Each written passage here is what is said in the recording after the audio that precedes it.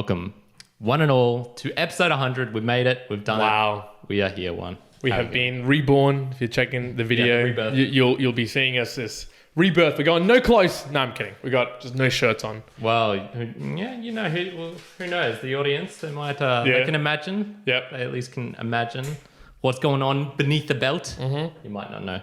But today we're doing Buddhism. Buddhism is our topic for today's themed episode. So welcome. And let's kick it off with a mere mortal moment. Juan. Easy. I'm going to start us off.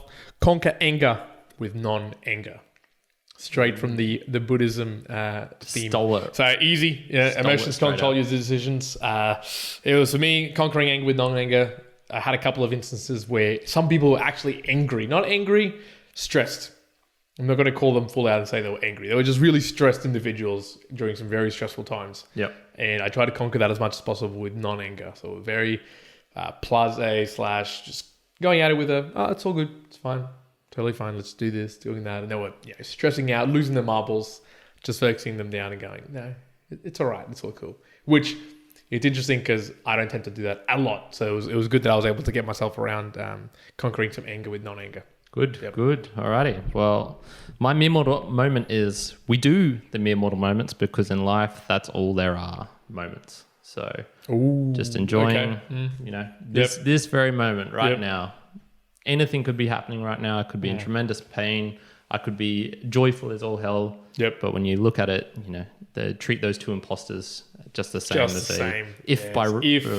Kipling. There's a very good poem. Very good poem about that. And just enjoy the moment. And I certainly am. I'm enjoying being here. I'm enjoying doing these fun things with you. It's always a pleasure, man. Episode 100. Speaking of if, before we move away, I think we should do a podcast on just that poem because that poem got a lot of stuff to unpack. I remember Jocko's podcast on that poem was 2.5 hours more than that. Nice. So broken down line by line. So nice. Cool. It's a good thing. Before we dive deep in, two announcements I want to make. Yep. One is we're doing a bit of a little tiny change, which is for the themed episodes, we're going to go A to Z. Yep. Just because we can. We started with anxiety on last, start of October, my new year. So B for Buddhism today. B for Buddhism. If you have any suggestions, for C, send them through, or anything else. If you got a really good one coming up, you really like Godzilla, let us know, and then we can book that in for G. But we got to enjoy it as well. I'm not going to do something stupid. And the other one is I wouldn't do gargoyles. Gargoyles? I wouldn't do it. No, just seems boring. All right, we need to explore that at some point. The other one is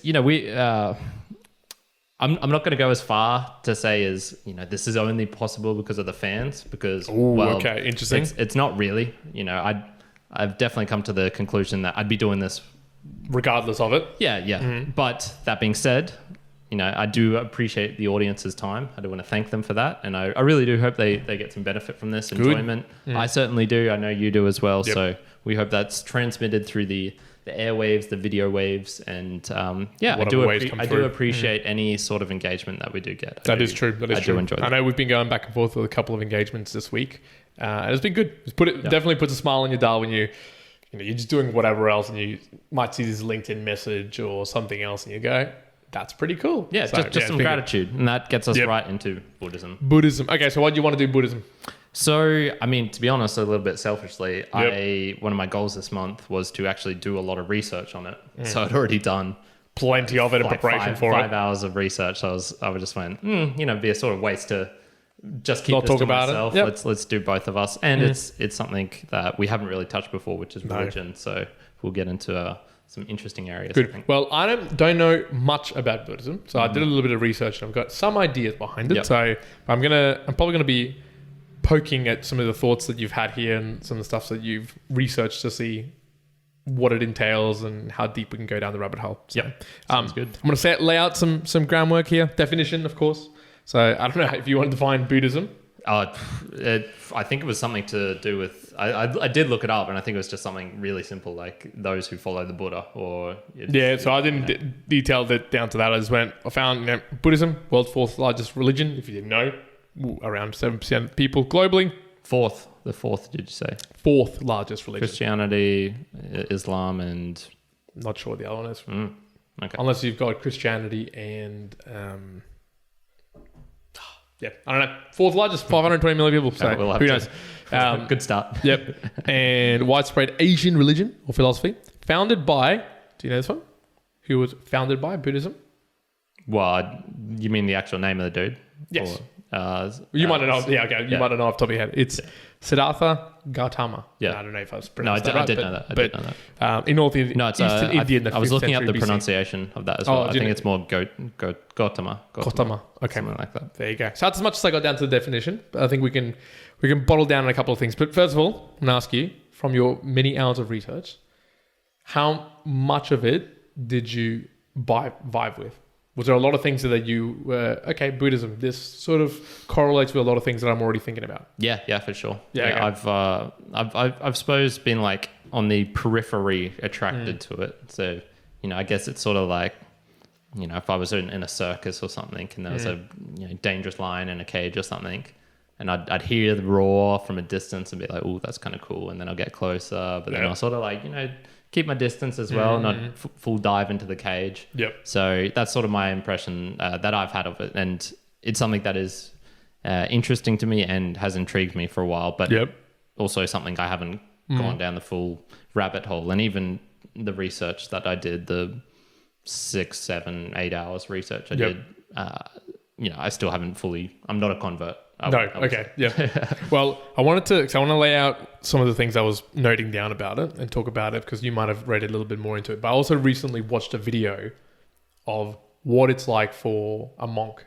just to live his life. I don't know if you've seen a video similar to that or if you've researched that. Bits and pieces, yeah. Yeah. So it was interesting because I saw that and I went, no thanks. Yeah. I do not want to be that extreme of a monk or into the Buddhist life. But I could see little bits and pieces that I could take away. So I think it's those bits and pieces for me that I'd say, yep, this would be awesome, but I don't know how fully I would take it in. So that's funny because I know you have this attitude of liking to do things extreme. So why wouldn't that extreme? I think it was because it was extreme to the point that I didn't enjoy it. So I'll get straight into it. So the particular that's the video. whole point though. Kind of. So, okay. So the basic doctrines, right? I'm going to get in with people. the basic doctrines of early Buddhism, so which remains common to all Buddhism, is the Four Noble Truths. Yeah. So that's existence is suffering. So dukkha. Suffering has a cause, namely craving and attachment. And that's Krishna. However you pronounce it. Don't know. Then there's a cessation of suffering, which is nirvana.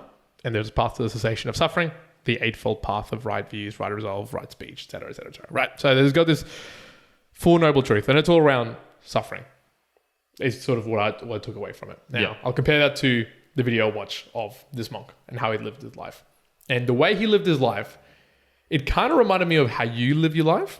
Not to that extreme, but to a lesser extreme. Okay, yeah. But both ways. How so? So his life was he would wake up at 5:30 a.m. every day by a bell, like a big bell. He'd wake up, fold his things. Then he'd go down for a bit of cleaning. Then he'd go through a ritual 1-hour meditation, which was chanting in some regards. Then they'd go and have food once a day. So once a day type of food. Yeah. This food was nothing that they would buy because in the full tradition, you're not supposed to have any ownership. So it's just whatever people give them to eat. That's what they'll eat for that particular meal. Then they'll do meditation or their own silent time, reading, walking, meditating. Those 2 types of meditations though that I picked up that was pretty interesting. One was just a normal sitting one, fine. But then they also do walking meditation. Now I pictured that this monk was going to walk around for a while in the big area. No, they lay it out like astroturf for 20 meters and they walk up and down, just focusing on the steps. Then they'll do afternoon or nighttime chanting. Then there'll be more cleanup and then it'll be sleep time. And that's rinse and repeat. Keep on going. And the whole thing is to try to move yourself away from possessions, try to focus on why, the suffering, and as part of that, obviously being vegan so that they don't push suffering onto other animals and the like. So that was his sort of day-to-day tradition. Now, there was some little tiny bits of that I thought, oh, yeah, I do ascribe to that. The dedication of waking up in the morning and having a routine, waking up always at a particular hour, all those sort of things. But to me, the aspect of the constant chanting, the constant meditating, I just thought, no, that would not do me one single bit. And there wasn't all this other exposure that you could get associated with. I do realize though that, the reason for doing all that is to try and find these Four Noble Truths and everything else that comes along with it. So I could see how that would be maybe a path to do so. Yeah, yeah. Let's before we dive into I suppose some of the more philosophical and deeper questions. Yep. I think it's good to stay on the surface for a little bit, like you mentioned, just given some of the facts and whatnot. Yep. So I'll start with a little bit of its history as well. So it was founded, or the Buddha, Siddhartha, was around the 500 BC era. Yep. It's hard to put an actual date to it. In what's now modern day Nepal.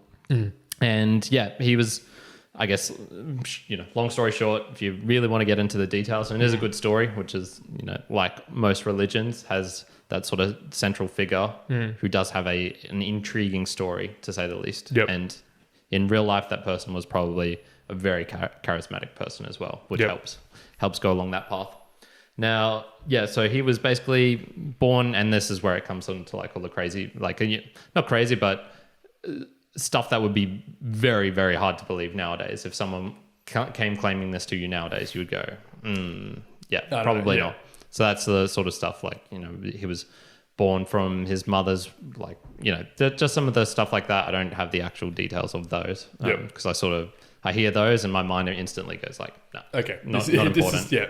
Keep going. What's the actual truths, the actual interesting stuff. So yeah, it was claimed basically he lived in this castle.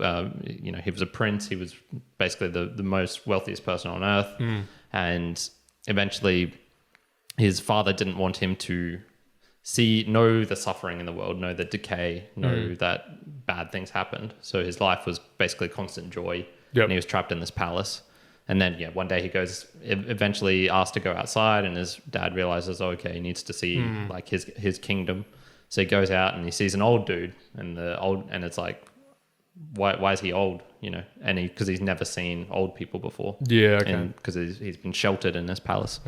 So it was basically like an awakening of realizing like, oh shit, everything's not good. Yeah. Which there is suffering out there. Yeah, and that would be that would be pretty brutal for basically a kid to learn like that. Imagine going through your whole adolescence thinking everything's all good, and then bam, you just learn everyone's going to die. There'll be lots of people out there like that though. There'd be not to that extreme, but there'd be people out there who, not the death part or others, but imagine the sons and daughters of billionaires who would live a really, really prosperous, nice life.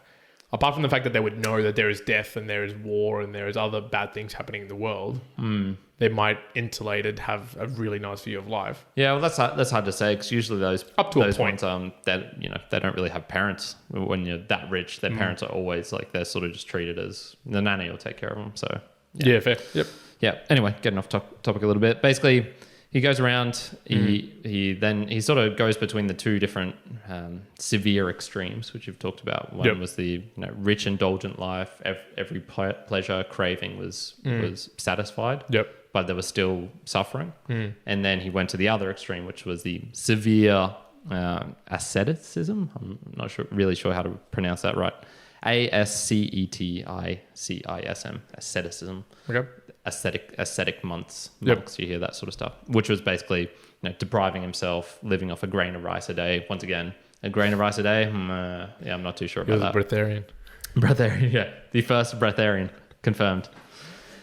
And then he basically said he came to the realization, okay, neither of these is actually the correct way of going. It's the middle path, the middle between these two. So yes, I can eat a bowl of rice. I don't have to deprive myself. I don't have to one single granule of rice. I don't have to avoid having loved ones and families because of that's the way to eliminate cravings in life, just to get rid of all cravings. So he that was why he became very well renowned. He taught this path in between the two, and that's where the Four Noble Truths came from, and then the Eightfold Path after that, which the Eightfold Path is basically, like you were saying, right speech, right thoughts, right whatever, which is, I suppose, it's the equivalent of the scriptures, the Ten Commandments in the Bible. I'd say. So it's saying, there's another one in those ones, which is saying, you're not allowed to steal, not allowed to drink too much, not allowed to, So it's a bit of a mix between, I guess, Christianity and all religions actually. Well, I was going to say all religions are going to have those sort of doctrines or those sort of maxims, principles, whatever it may be, that helps guide people along. A lot of things which seem very similar. Yep. Got a couple other random facts. This is more about the actual numbers of people and I suppose the breaking down. Because when you're saying monk, yes, that you would call them a Buddhist, but then there's different types as well. It's not not just him. So here we go. So there's basically three different types, or three schools of Buddhism, and you're probably going to actually recognize a lot of this because you listen to Sam Harris, and so you're going to notice a lot of these words and go, "Oh, I've heard these 50 times, but never actually realized what they meant." So there's the three schools: Theravada, which is the more monastic, like you were talking about, and the oldest path. So that's the most, and they have their own doctrine, the Pali canon. Yep. And it's sort of, it's more monastic, more, I guess they take it more to the extreme side of depriving yourself of certain things. Mahayana, which is focused on wisdom and compassion. So Zen is like one of those traditions and has additional sutras, which are not in the Theravada. And then a sort of like subset of that, which is also, it's one of those ones where it's like, it's divided into two, and then you can divide this one into another two. Okay. Which is the Vajrayana. Oh man, all the Indian people listening are sorry about my pronunciation. Which is the emphasis on the permanence of the Buddha's teaching. So that's like the more Tibetan style. So the Dalai Lama, which is the leader of that. And follows the Kangyur text, uses tantras, and focused more on lay people, so day-to-day people. And I've got a little map here actually, which you might find interesting, which is showing like the different areas of where the different ones come from. So in more the Japan area, and the Thailand, Burma, Laos, that sort of area. That's the Theravada. China has the Mahayana, so it's like super huge, which is why they have tons of people. And then the Vajrayana is more in the Mongolia, Tuva. I don't even know what that country is. Jeez. Spread quite widely across Mongolia, all of the Asian countries. Okay. Yeah. So very Asian-centric. And 535 million people in total. So it's pretty big. Yeah, so I had 520 million, 535 million. Yeah, same difference. That's all like that. Same difference. I like that. Same difference. The other thing as well that I picked up while we're going superficial is I didn't realize that a Buddha is a person who's achieved enlightenment. And there's not just one Buddha, which I thought there was just one. I thought there was just one Buddha and that's what... But no, all this, like when you see statues and you see some of like the fat happy man, that's like another guy who reached enlightenment. And there's a couple of people who have actually reached enlightenment. And okay, so all of those aren't depictions of the same person. Correct. They're all different. So they can be different people. And do people claim them to be of the same person? Like, no. Because I usually hear the Buddha. Exactly. So that's what I would have thought too. And I think it's people say, oh, the Buddha. So when they say the Buddha, they usually relate to the first Buddha. Yeah. But anyone who reaches enlightenment is considered a Buddha. Yeah. Okay, which I didn't have that misinterpretation of it at all. And in that particular video that I was watching as well, they asked the question, well, how many Buddhas are there now? Like there hasn't been too many people communicating saying that there are.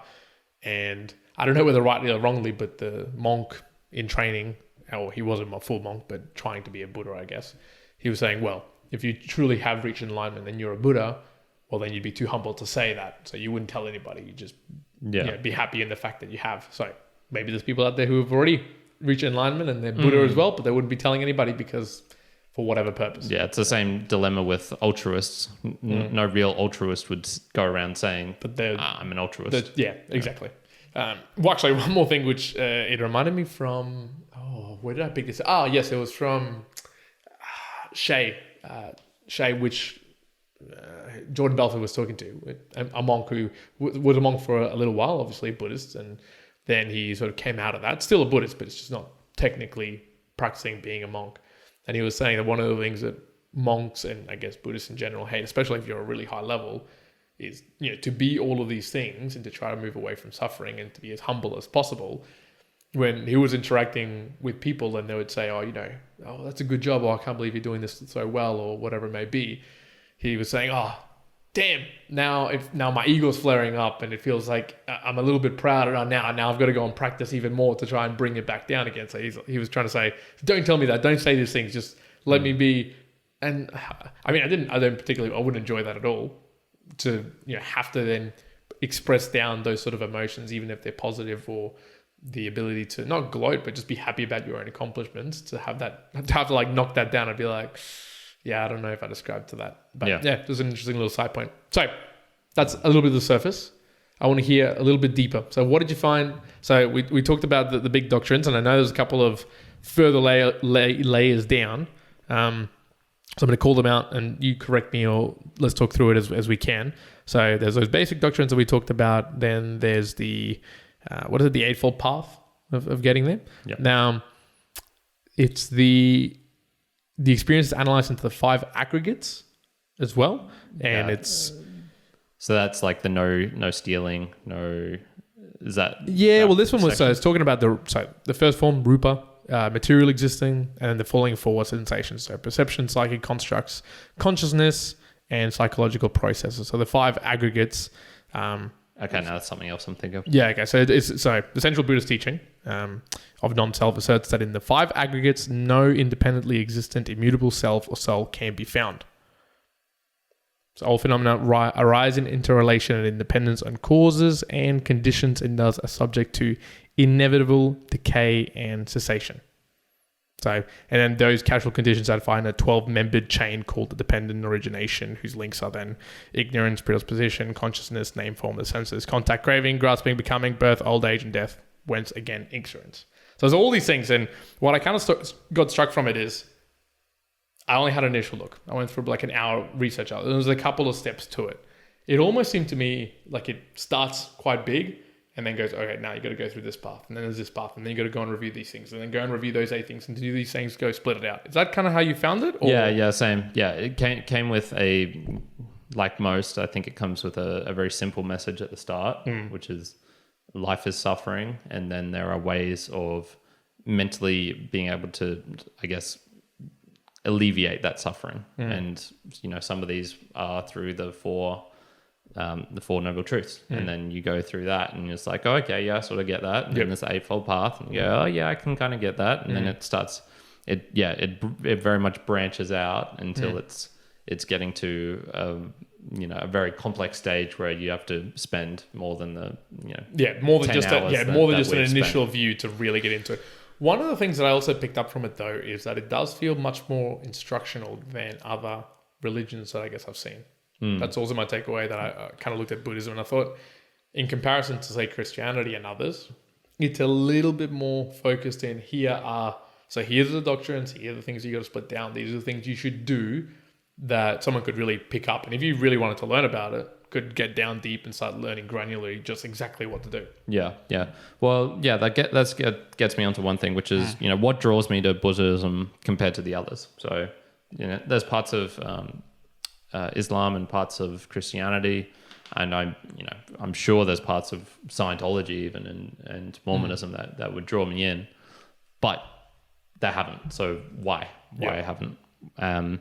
One for me is the very, very obvious. It's very obvious that there's less obvious dogma. So there's less requiring you to believe in things that I just wouldn't be able to take that step.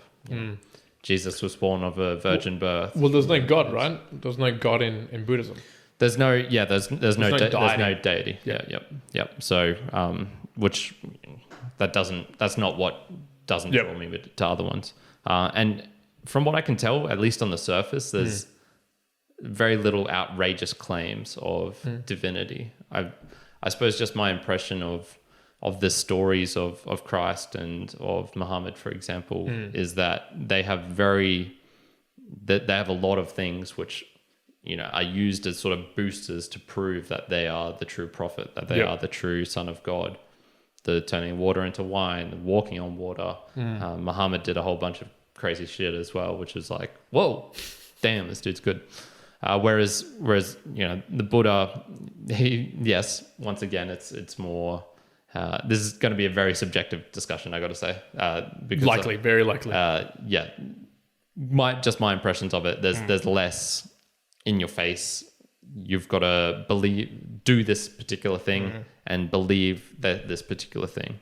How does that come across to you? Have you found anything like that? I mean, the way I would compare it or try to bring it down is, it is much more comparable to the life I live now, in the sense that I could see and read things in Buddhism that, yes, I can see that in life and how doing these things in terms of suffering in existence, in terms of reducing it, I could see, and I've seen benefits of that. Okay, fantastic. Whereas some of the testaments or other things that I've read of the Bible, a lot of the things you can translate, but there's been people out there who have tried to emulate exactly the rules of, the Bible, what the Bible states, and have to live this crazy lives that nobody wants to live. Yeah, no wearing two cloths of the same kind, so you can't wear like a cotton polyester blend. Yeah, or can only wear white, right? So that's another rule that's actually in the Bible. So I think there's a lot in Christianity in the Bible itself that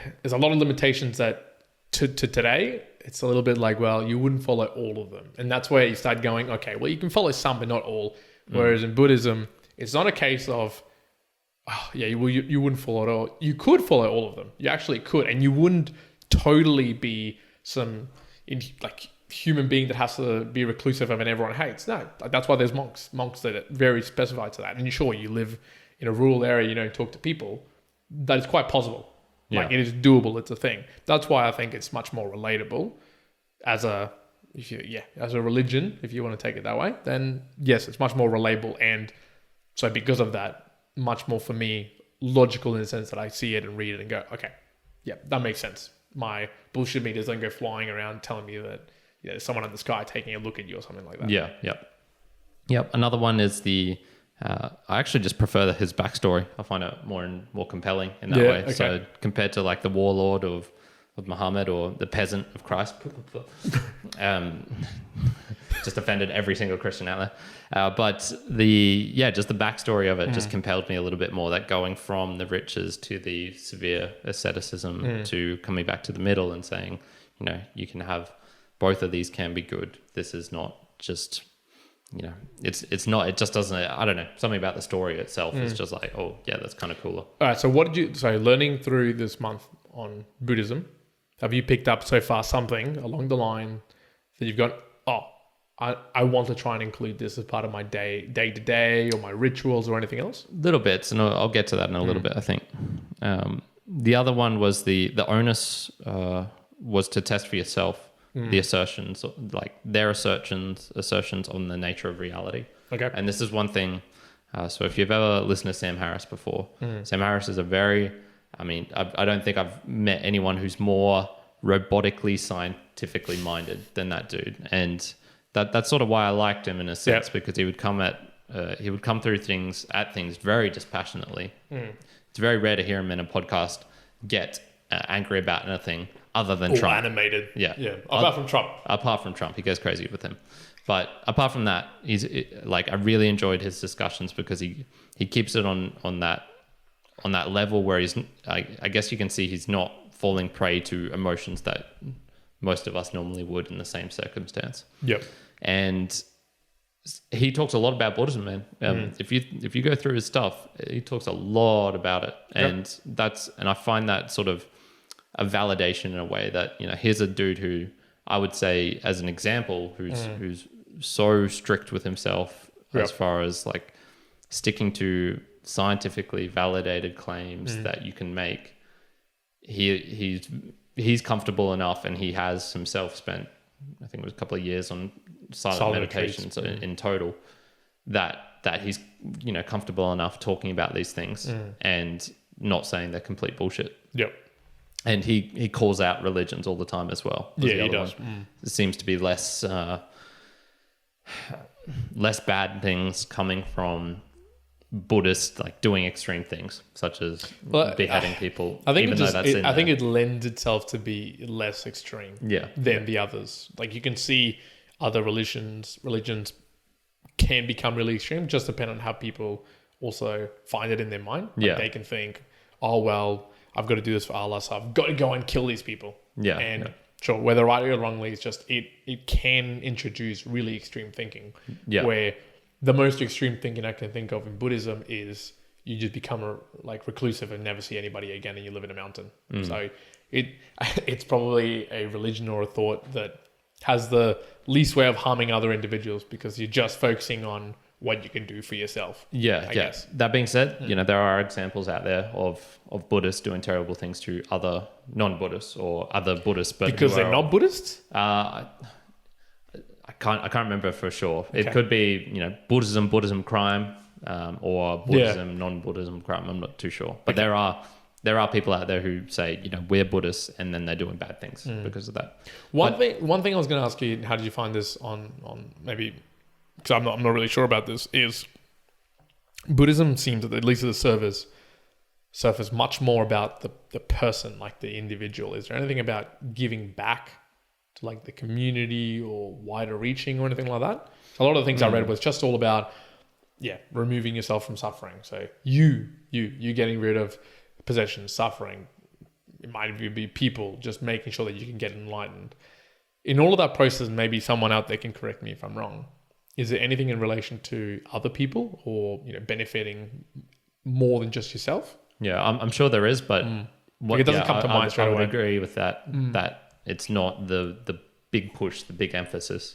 That comes up when you're reading the Wikipedia article, when you're reading or hearing people talk about their experiences or deconstructing Buddhism in a 10-minute video. That giving part probably isn't as high up on there, which. That sort of actually jives with me a bit because... it does jive.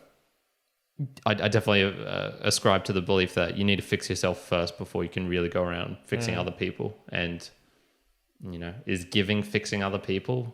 Sort of in a way it is. Yeah. It depends on the reasons you're doing it for it. My personal experience is I had my shit not sorted when I was in my late teens, early 20s. And... I got it to a point now where I'm sort of, I would say I have most of my shit sorted. And so, now is like the time where it's like, okay, now I have some space, some energy, some thoughts to actually be able to give back. So that's a good point. I actually didn't notice that as well. But I definitely noticed the more, I haven't noticed Christianity, for example, saying, test these claims for yourself. Test for yourself that you will find a revelation if you read this particular, or if you passage or do this. or if you do this certain particular thing, which is what Buddhism basically says. Sit down with yourself, watch your breath, watch your mind, and you will notice things that will happen. And one of the things you'll notice straight away is you cannot control your mind. Like your mind is all over the place. So I suppose it's more the emphasis, right? If you go to all these different religions, you look at them, they'll all actually have a lot of basic same things. The commandments, don't do these things, do these things. The emphasis on giving back to other people, to helping, to be charity, to be right think, right speech, right doing all these good things. All of them are trying to get at the same thing. Do good, don't do bad. But how they go about it and their emphasis is what makes them so different. And then, just for me, I was attracted to whatever it is that Buddhism has that it's emphasizing. That's what brought me in. Okay, all right. Now, do they have a Bible? They do have something that's equivalent to their so Bible, they got a couple of different texts. So I mentioned the Pali Canon, which that's like, I guess, the oldest, most original teachings from the original Buddha, but obviously it's comprised, like all these texts, it just gets changed over before the printing press, before you could not have errors in all your stuff. And even now reading books, I hate it when I see an error in a page, and it just makes me go like, man, that's so sloppy. Imagine what it would have been like 1,500 years ago. It wouldn't have been fun. So there's the Pali Canon. There's the Sutta Pitaka, which is the sutra or sayings basket. So that's for the Mahayana, which is accounts of the Buddha's teachings, mainly of short discourses. And then the Vajrayana, which is more of tantras. So it does have some of those. that's I suppose when you think of tantra, like the more sex tantra type of things, it's got some of those in there. Yep. And yeah, it's more scholastic texts about the mind, general ideas, and even some debates as well. And then the Vinaya Pitaka was the rules for the monks and stories of how the Buddha created them. So there are all these different little texts, and Creation of monks. Some of the different types, the schools of Buddhism will still use the text of the other one. Yep. And then they've got their own as well, which makes them a little bit different. Yeah, okay. Yep. All right. Yep. Benefits. Where to go? I want to see the benefits. So, yeah, I wouldn't call myself a Buddhist. You wouldn't? No, absolutely not. And I would say too much hair for that. On my current path, my current teaching, my current philosophy, if you had to call it that, it's definitely I'm taking stuff from everywhere. So I'll take stuff from pragmatism. I'll take stuff from Buddhism. I will take stuff from other sort of schools of thought. Yep. Bring them into myself. Greek philosophy, Stoicism. I'll bring them in, and I'll sort of, at the moment it's an incoherent mess of just jumbled stuff and sort of rules. I'll follow this rule one day and this one another day, and I seem to be going all right. So I have no real need for that structured thing, which I have to do. Yep. That being said, Buddhism plays a much larger part than any of the other ones. So and by that I mean Christianity or whatnot. Yep. So let's just say 10, 20%. I don't know, something like that. It's not a huge part.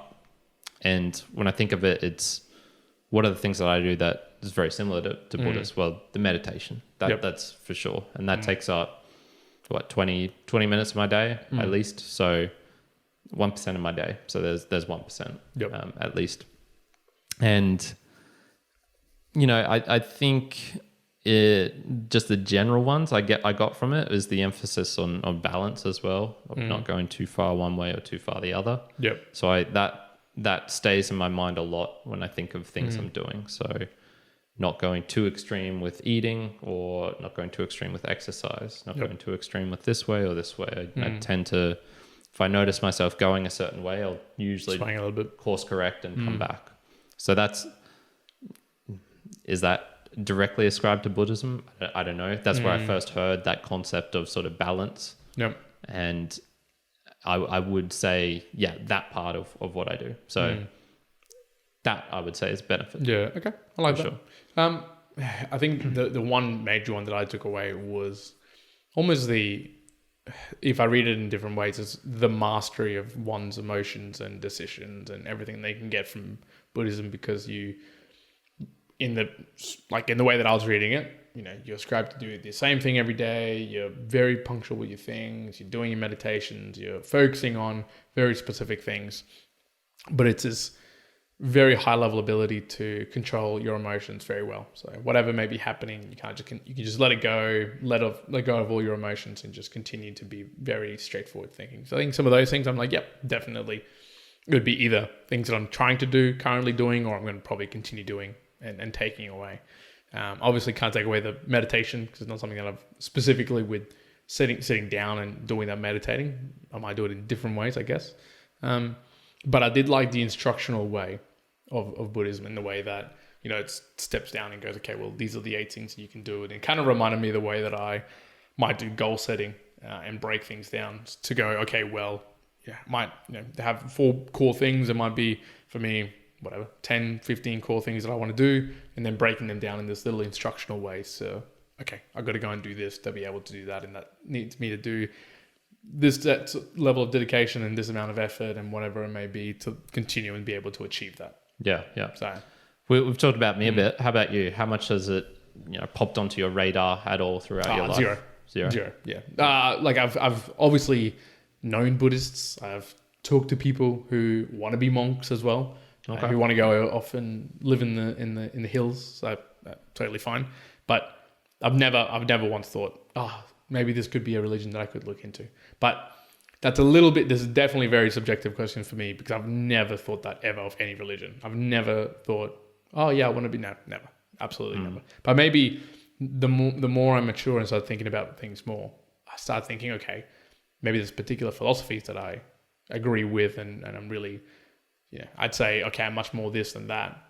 But similar to how you've been explaining it, I think I've just pulled in a couple of things that I agree in or that I see reflect really nicely what I do with my life or that strengthen my life. And I go, okay, yeah, I'm going to bring these things in and use them. And that's not the whole reason, but maybe part of the reason as to why I'm creating my own maxims. To understand, okay, what are the things that me as a human and what I ascribe to, I really look as, okay, that's my source of truth and things that I should be following. And yeah, potentially some of them will come from Buddhism. There might not be direct things like in my little mere mortal moment, right? Try to tackle anger with non-anger. That's all to do more of control of emotions and mastering the ability to, not get amygdala hijacked and everything else. That's kind of like where I get those thoughts, those nuggets of information and try to articulate them for myself. Yeah, okay. Here's a question. So this came up when I was talking with Brendan, which is the interview released 3 days before this. Yep. Number 22. And we got onto the topic of how we got onto it of my dad and how he grew up in a very fundamentalist religion, Seventh-day Adventist, very, very strict. And so, yeah, if you want to learn more about that, go to that one. Yep. If you grew up as a Buddhist, do you think you would still be one right now? That's a hard question, right? Because there'll be a lot of your nurturing that might have changed along the way, a lot. Potentially. Yeah. Something makes me think that I wouldn't be. Yeah. Something makes me think that I wouldn't be. Two things that I'd say is one, we did grow up a little bit Christian. So we did go to church and we celebrated nativity over 12 days through Christmas and all these sort of things. And then we didn't, essentially. Yeah. So, did that change much when you came to Australia? For the first few years, we still kind of kept it along, but you need a lot of family members and things to continue it. Yeah. The way that we did it. And just after a while, you just stopped. So yeah. I didn't really put any sort of value to it as well. So like for me, going to church wasn't a huge big deal. But it might have been if we'd continued to do so as I grow older, and then you have the community and the people around you and everything else. So that's totally different.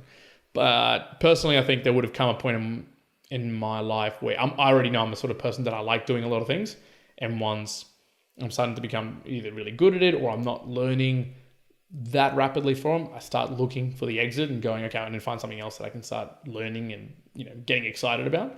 I reckon I would have found that at some point along the line. Not saying I would have become enlightened. There's not one saying that I would have reached enlightenment at 15 years old.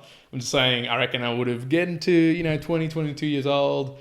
I would have gone to a level where maybe I'm hitting a few of those spots in Buddhism and gone, okay, I want to look elsewhere. I want to try and find different things. But, that would have been, that's how I've come to be now based on how I've grown up. So who knows if that would have changed. Yeah. Do you have a feeling that if you'd been a Buddhist maybe, when you were very, very young or even just through your teens, if you'd still continued to do so?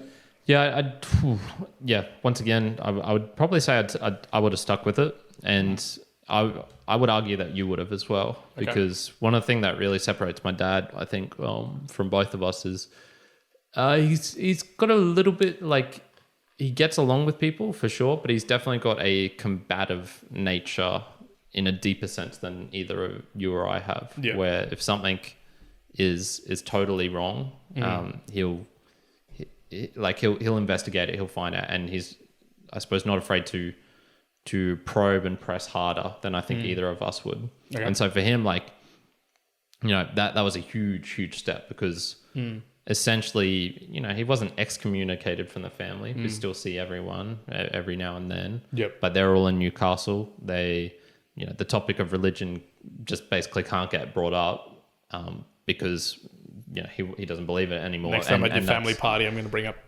up religion. Okay, you do that. And that's just such a huge part of their lives and not a part of his. So granted, there's lots of things outside of that, but there's a reason I don't know my cousins that well. There's a reason. Yeah. Okay. We'll go for family gatherings every now and then, but there's a reason we're not in Newcastle as well at the moment, and we're in Brisbane. Yes. You sort of have that. So I don't think I have it. I have a little bit because I was influenced by my dad a bit, and there are certain things which, if it is in my, that it doesn't make sense and annoys me and gets in my way, I will press on it. But I don't think I have that same level that he does, and I don't think you would either. So if I had to guess, I would have said, you know, you'd maybe have maybe you would have pressed a little bit, but you'd still be in a you would still maybe like superficially call yourself a Buddhist, but not actually do any of the ascribe to all the you know, rituals and do all the things. But you know, that's just me guessing because of that one aspect of my own dad who I saw and who I know very well, obviously. Yeah. So, but it was just interesting thinking about that. How much did you look into the rebirth sort of stuff? Zero. Okay. So one of the things that I questioned was like, why is rebirth bad? And this was a big, I think, almost like misunderstanding that's easy to make a misunderstanding of because one of the things they say is you got to break the cycle. You don't want to keep getting caught in this cycle of rebirth of this. So just explain that maybe to people because I'm not even quite clear exactly. So rebirth, you mean when you die, you are reborn?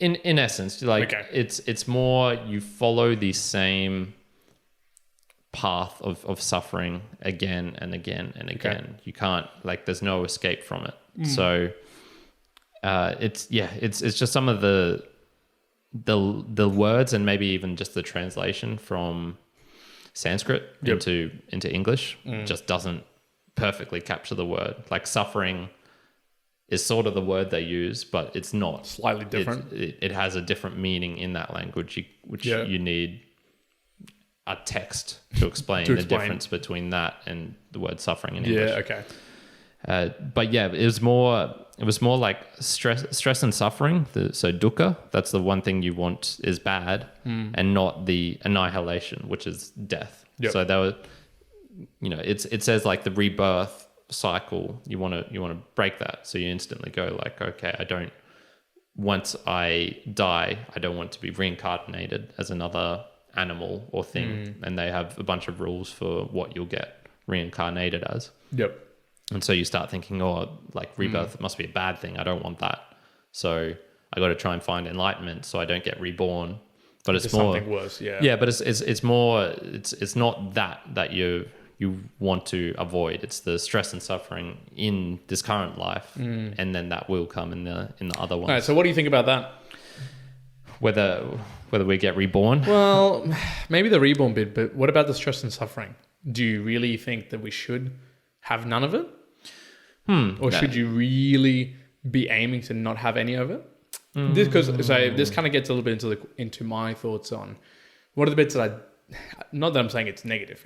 I just don't vibe with Buddhism, and that's one of the bits that I do agree that you should try and reduce the amount of suffering or understand. So don't let yourself be suffering because of material things. So, you know, if you own a car that's worth 60% of your annual income and you are pretty much doing whatever you can to keep this car and having to go all out of your way and having all this suffering because of it, that to me is sure. Get rid of that suffering. Try and reduce that suffering. Don't try and do it because you're trying to impress people. Try to reduce your suffering, move yourself away from material things, focus on yourself, etc. But I actually more agree with that logotherapy style from Viktor Frankl around there's going to be unavoidable suffering that is going to exist for absolutely every single person. And I don't think it's actually that true to say, okay, we'll just try and not have it at all in the way that Buddhism might experience it, where you will have no suffering at all to reach that sort of level. Yeah. So, and then in turn, when then gets away from the thinking of rebirth. So I stop at the line of when it's avoidable suffering and you want to get rid of it and try and reduce it, yes. But my line then goes to the unavoidable suffering, where I think that unavoidable suffering is not, I'm not going to say good, like it's not just distinctly good, it is just that is needed to be a human. Like that is a good thing there to be a human, and to also have the polarity to say you can compare that unavoidable suffering to have the perspective of goodness as well. Because what's the point of having a perspective when there is no bad involved, right? How can you have that gratitude when there isn't that at all? Yeah, that's an interesting point. You know, going, if there's no bad in the world, how much would we actually appreciate The good part is it's somewhat necessary to have those, real lows to experience those real highs.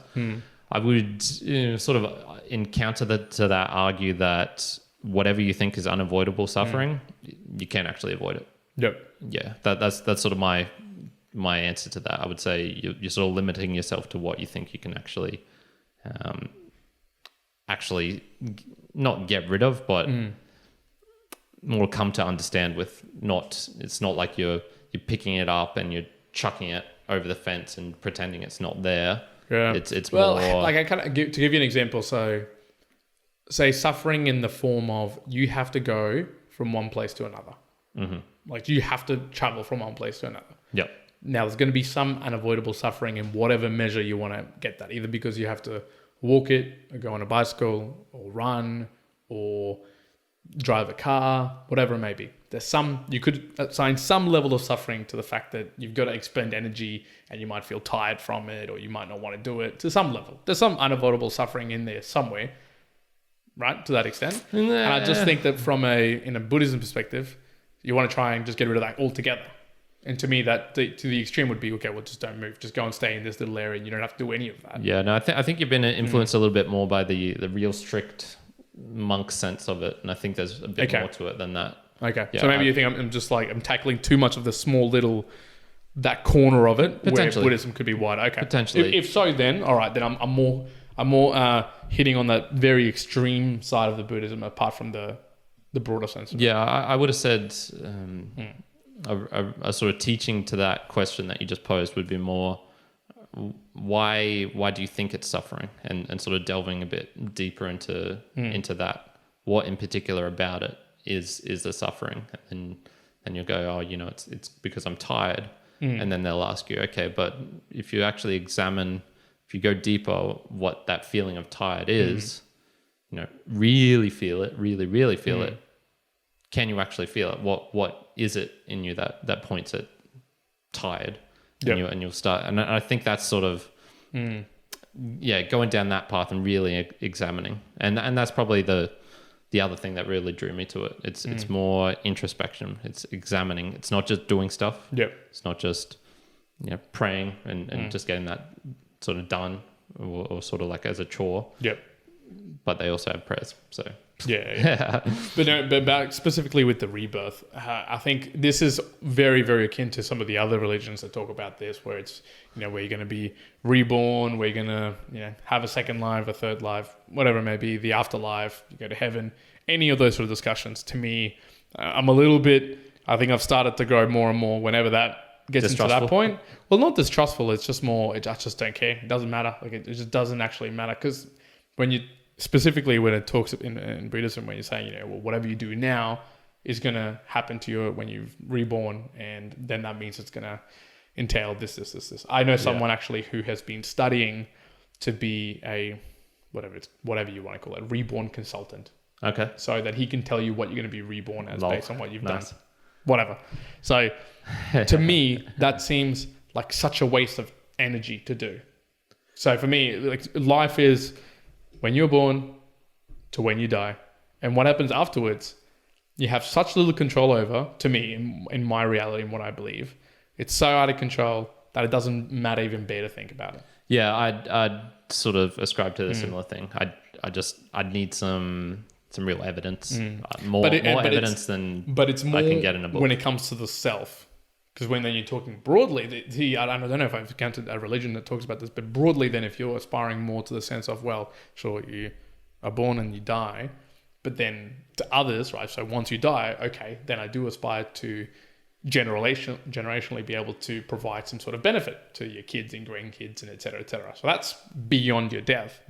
But it's not, looking at it as yourself. Like what happens after you die? Do you get reborn as a cockroach because you didn't drink milk for 2 years? Do you become a horse? Do you, become a star? Like, I don't care. Doesn't matter. Yeah. Doesn't actually matter. And it won't matter until it actually happens. When it happens, if it happens, and whatever it may be, cool, we'll go from that. Without cockroach here. But to be even thinking about it, and that's where, again, you can have all this fear or stress or anything else that then affects your current life. But when it takes it away from that, I'm like, okay, That's where I draw the line. There's no point in me venturing any further down those discussions. Yeah. What would it take for you to dive fully into it? Into Buddhism? Yeah. What do you think would be a necessary experience for you to have to go, yep, this is actually true. I'm going to devote large portions of the rest of my life to studying scriptures and whatnot. There would have to be more than 3 individuals who I highly look up to, or who I see in them character traits that I believe is like sublime, what's the top level of human beings that I can see that's success in what I see my eyes to be success. And if they all said, yep, it was Buddhism, we're all Buddhists and everything, I would go, okay, I can see that these individuals who I can see have character traits that I aspire to, and I would want to be like that, and they're also doing all of this and that, like they create a big portion of it. Okay, that's a path that I'm going to go down. Okay, wow, down on. Yeah, that's so different from mine. I would need to have a very intense personal subjective experience related to somehow the Buddhist teachings or something. So like I'd need to try out going to a temple or something and having such an intense experience, and probably multiple actually as well. So let's imagine you went on, say we both went on a 14-day silent retreat, which was include all these Buddhist things, right? Maybe you did chanting inside your head or whatever it may be, and let's say you 4 or 5 times out of this 14-day retreat, you experience this euphoric feelings, these amazing things that you learn. So did I, right? So we both find it. At the end of those 14 days, and let's just say they were some of the best experiences you ever had, would you go, yes, this really feels like it's for me. I'm going to continue to try and do this. Just by nature, I'd probably take it a bit slower. Which you do, yeah. Yes, that would definitely prompt me to very seriously consider what's going on. Why is this happening? Why are these? Why am I having this clarity, I guess. And I wouldn't even necessarily ascribe it to, feeling the best thing ever. Maybe they're just lacing my food with MDMA. Yeah. And so, need to be a little bit careful with that. But, and so yes, I am calling out all Buddhist monks out there. Yeah. That's how they get you. Just on the MDMA in your 1 grain of rice. Dealing with your anxiety. But I would also, I probably wouldn't care so much if other people were doing it. I think I would need to, I think I would need, I've become a lot less trustworthy of other people's recommendations for certain things. Yep. Okay. Yeah, especially things as big as that. I would. And I gave that example because for me, if I'd gone through exactly the same experience, I would come out and go, "Oh, that was awesome. That was great," but it still wouldn't be the prompt for me to go, "Okay, I'm going to take it on," because I might be able to toss it up with, "Well, it was just a good time. It was de-stressing. It was whatever." Yep. I wouldn't associate it straight away with, "Okay, well, I've got to do Buddhism." Yep. The other one would be if I had a very intense, serious, prolonged problem that couldn't be solved by any other means, and it solved it for me. That would probably do it as well. Yeah. Okay. Here's okay. So monism. We talked a little bit about this not too long Monism ago. and dualism. Yeah, and let's put the more traditional definitions out there. Yeah. So this is actually good for me because I heard this a lot, and I sort of had this vague feeling I knew what it was, but actually looking into it, I went, you know what? If I'd been asked to explain it, I would have got it totally wrong. Okay. So monism. So basically, there's 2 thoughts. One is monism, which is there's no distinction between the brain and the soul, or the body and the mind. Yep. So therefore, there is no consciousness sort of outside of our head. If I damage your, cut off your brain, you can't be fixed. It's lights out. Nothing's going to happen. So the brain and the sort of soul, the consciousness, the mind, whatever you want to call it, are so linked together. Dualism is sort of like a ghost in the machine. So that's almost like you have a soul of some sort. So no matter what happens to your body, your soul will go elsewhere, after your death. So it would sort of suggest with that, if you took the logical step from that, would be if I, played around with your brain, cut out certain parts of your brain, so you were still alive, your body was still living. Yep. The soul would still be in there. The soul, the mind would still be in there in your brain. Well, even though I've cut off those connections. Look at it at a separate example. So look at it from a clone. So a clone. So it's the same question with monist and dualist. So if you copied exactly every single atom, every single quark, everything about your body into another one there, and then they just displace it, they set it on fire. So imagine you're doing teleportation. Is that still you?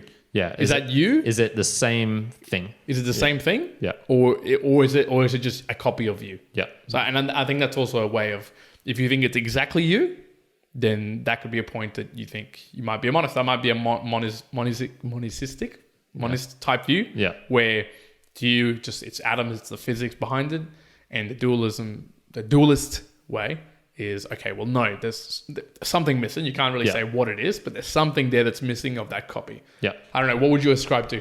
Monist and dualist? Definitely the monist. That's good. I like this because I'm definitely dualist. I can definitely dualist in the sense, Okay. And you're going against all neuroscience right here. But it's an interesting one as to why I go that, because tell me.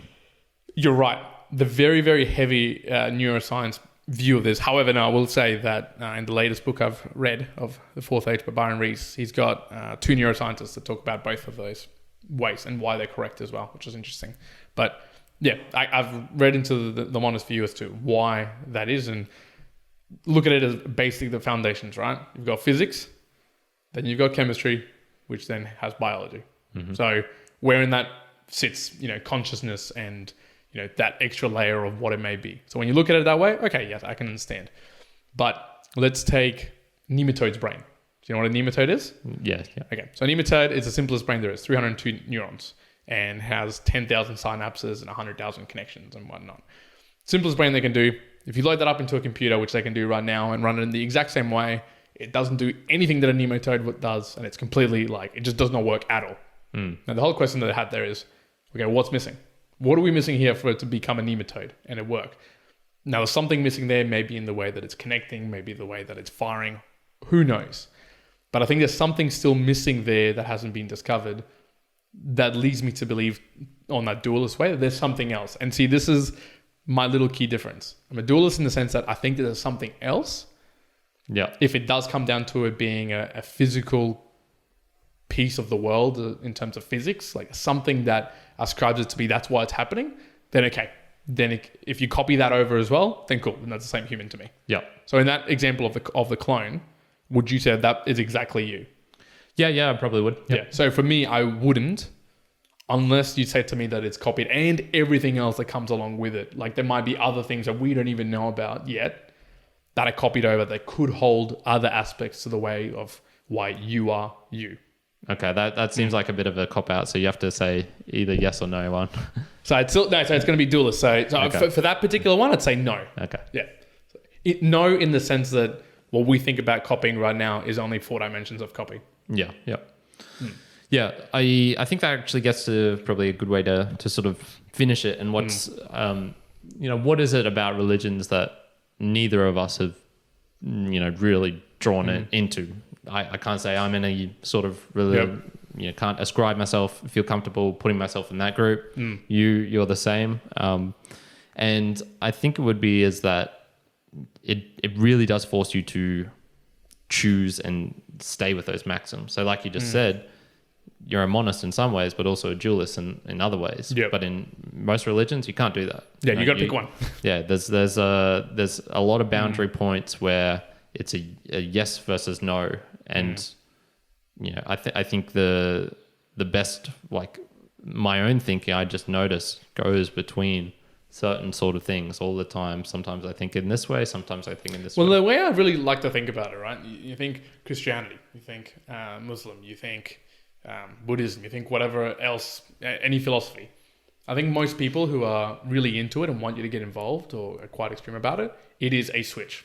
It's either on or off. You are either it or you're not. That's it. There's nothing else. But I don't see the world like that in any sense of the word. Mine is definitely a slider. Like it has to be a slider for any attribute, anything you're doing, there's always going to be some level of differentiation based on the people you're interacting with, where you are, everything. So for me to be able to just say, yes, this is what I am now forever. And oh no, now I've switched off. I just don't see that. And that's why I probably haven't or never will be able to say, yep, this is what I am. Yeah. Because it's not the truth. Yeah. And that's the point that argue with you that say, well, is there any value? How can you value anything if you can't, put down exactly what this is. Put down some things and say this is exactly. But this is where I get them. This is where I get them. I say there is one place that I switch it on to. Yes, this is what I am, a mere mortal. That's it. Switches on. I am a mere mortal. Excellent. True through and through. He's a mere mortal, people. He's a mere mortal. We're starting a cult. Join in. Mere mortals. Episode 100. This has been interesting. Now we've gone 100 episodes now, formal episodes, and however many more there is in the backlog as well. You probably, if you've sat with us till now, and you've obviously listened to quite a bit of discussion on Buddhism and B for Buddhism. The other part of this was bulging muscles. Oh, yes. So only over here. But over there, that's just, I don't know. I was going to say vacuum muscles. Flaccid muscles. No, I was going to try to say something with B. Bulimic. Yeah. Bulimic muscles. Bulimic muscles. So, but no, if you've stayed with us till now, I am going to say as well, thank you. Straight to the camera. Thank you very much. To all the messages, the comments, the followers on Instagram, which if I think back to, I think when we first started doing some posts, I remember specifically hitting 72 followers. I don't know why it was. I think it was because he had 4 or 5 posts or something like that. And I was like, oh man, this is going all right. This is going cool. So yeah, to see those numbers go up, to see people commenting and the views go up as well, has been really cool. So here's to the next 100. 1,000. Or maybe even our next 1,000. Of course, you can find all of our other videos, episodes, and all the good platforms. YouTube, if you want to see us live without shirts. Yep. Oh, there's a reason as well. There was a secondary. there is a secondary reason. Yes. But I'm not going to tell you right now. You're going to have to come to the next episode. Next themed episode, do you reckon? I think the next themed one. Yeah, next theme. You're gonna see us transition a little bit in terms of the way that we dress. So keep an eye out for that because there's gonna be some cool stuff happening. Yeah, so, exactly. Excellent. All right, that has been episode 100. Buddhism 1 out. Kyrin out. Ooh.